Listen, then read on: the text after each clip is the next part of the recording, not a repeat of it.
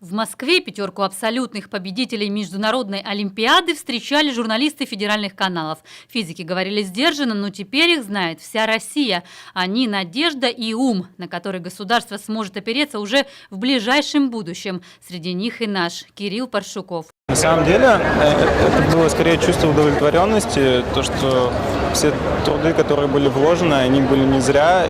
Выпускник Республиканского физико-математического лицея только вернулся в Сыктывкар и стал объектом пристального внимания не только средств массовой информации. Глава региона вместе с поздравительной телеграммой отправил предложение войти в экспертный совет.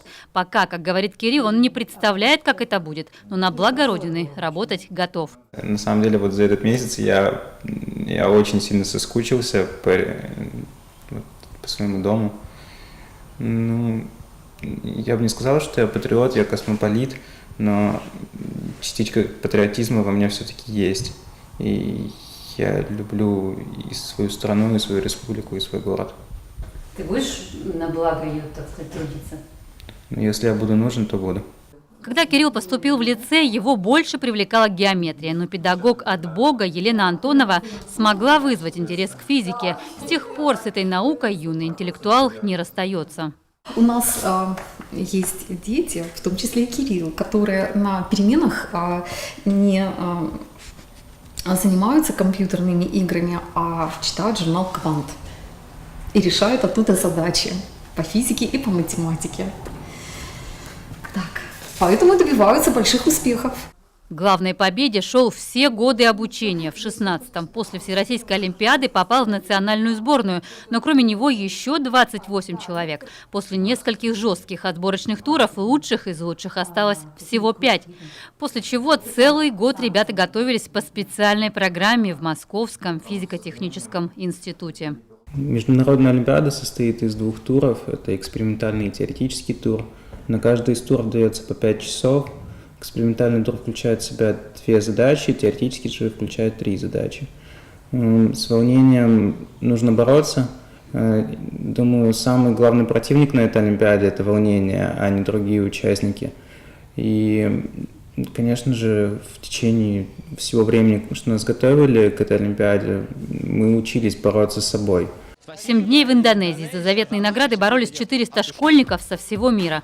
Только условия каждой задачи на нескольких листах А4. Решение не меньше. В задаче по астрофизике, например, нужно было узнать, расширяется Вселенная или нет. Оказалось, расширяется. Физик Елена Антонова с интересом слушает и про эксперимент по левитации графита, и о том, что на скорость галактики влияет темная материя. Такого в школе дети точно не проходят.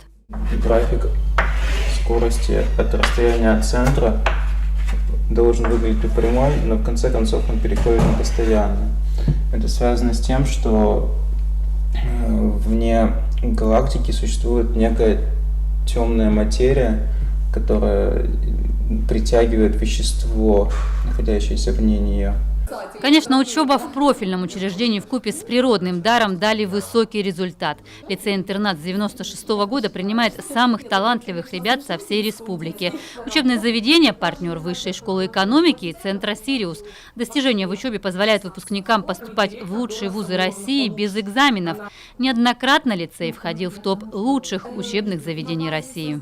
Приоритетной деятельностью является это вовлечение учащихся в олимпиадное движение. Лицей является региональной площадкой различных олимпиад, выездной физико-математической олимпиады МФТИ, Всесибирской олимпиады школьников по химии. Рядом с Кириллом всегда родители, они главная поддержка и опора. Мама в победу точно верила. Благодаря своему упорству он поставил цель и очень долго шел до этой цели, и в итоге достиг ее. Мы, конечно, очень гордимся результатами Кирилла. Также хотелось бы сказать отдельное спасибо Елене Альбертовне за то, что она сподвигла его на это, то, что она его постоянно подталкивала, направляла. Также отдельное спасибо всему педагогическому коллективу физмат-лицея за то, что понимали, поддерживали. Теперь мама настраивает вундеркинда на великие открытия и Нобелевскую премию. Малая у него уже есть. А лавры победителя открывают множество дверей. Он уже зачислен в высшее учебное заведение и экспертный совет при главе Коми. Ольга Коняева, Вячеслав Беспалов, телеканал Юрган, Сыктывкар.